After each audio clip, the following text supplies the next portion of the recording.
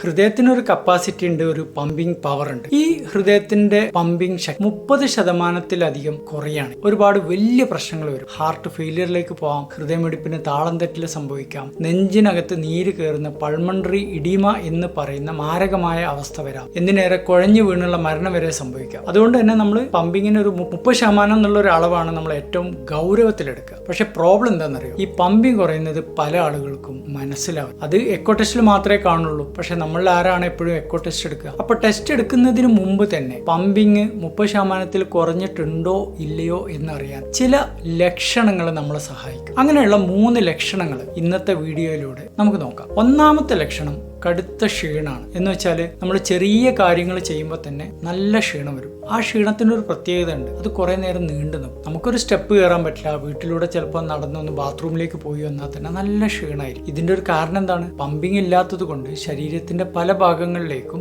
രക്തം വേണ്ട രീതിയിൽ എത്തുന്നില്ല, ഓക്സിജൻ എത്തുന്നില്ല. 80% ആളുകളും ഇതാണ് ആദ്യത്തെ ലക്ഷണം പറഞ്ഞിട്ടുള്ളത്, ക്ഷീണം. അതാണ് ആദ്യ ലക്ഷണം. രണ്ടാമത്തെ ലക്ഷണം കിതപ്പാണ്. എന്ന് വെച്ചാൽ നമ്മൾ ആയാസപ്പെട്ട എന്തെങ്കിലുമൊക്കെ ചെയ്യുന്ന സമയത്ത്, ചെറിയ വർക്കൊക്കെ എടുക്കുമ്പോൾ, എന്തിനാ ഒന്ന് കോണി കയറുമ്പോഴേക്കും തന്നെ നമുക്ക് നല്ല കിതപ്പ് വരും. ഈ കിതപ്പും കുറെ നേരം ഇങ്ങനെ നീണ്ടത് പതുക്കെ ചിലർക്ക് അത് ശ്വാസം മുട്ടായിട്ട് മാറും കേട്ടോ. മൂന്നാമത്തെ ലക്ഷണം കാലിലെ നീരാണ്. 2 കാലിലും ഒരുമിച്ച് നീര് വരും. ഈ നീരിന്റെ ഒരു പ്രത്യേകത എന്താ വെച്ചാൽ, നമ്മൾ വിരലുകൊണ്ട് അമർത്തി പിടിച്ചാൽ അത് കുഴിഞ്ഞു പോകും. ആ കുഴി കുറെ സെക്കൻഡ് നേരത്തേക്ക് അങ്ങനെ കുഴിഞ്ഞു തന്നെ ഇരിക്കും. ഇതിനെ നമ്മൾ പിറ്റിംഗ് ഇഡീമ എന്ന് പറയും. ഇതിന്റെ കാരണം എന്താണ്? ഹാർട്ടിലെ പമ്പിങ് കുറവായത് കാരണം ശരീരത്തിലെ ഫ്ലൂയിഡ് കെട്ടി നിൽക്കുകയാണ് നീരായിട്ട്.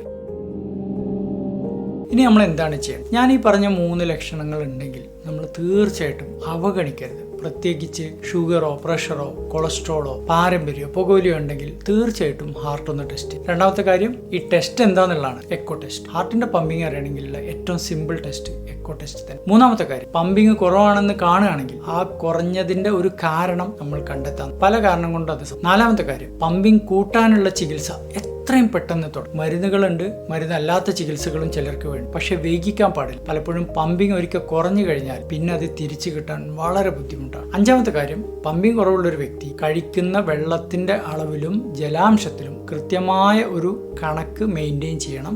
അത് നിങ്ങൾ കാണിക്കുന്ന ഡോക്ടറോട് കൃത്യമായിട്ട് ചോദിച്ച് മനസ്സിലാക്കും. ഹാർട്ടിനെ കുറിച്ച് അറിവ് ആഗ്രഹിക്കുന്ന എല്ലാവർക്കുമായിട്ട് ഈ വീഡിയോ ഷെയർ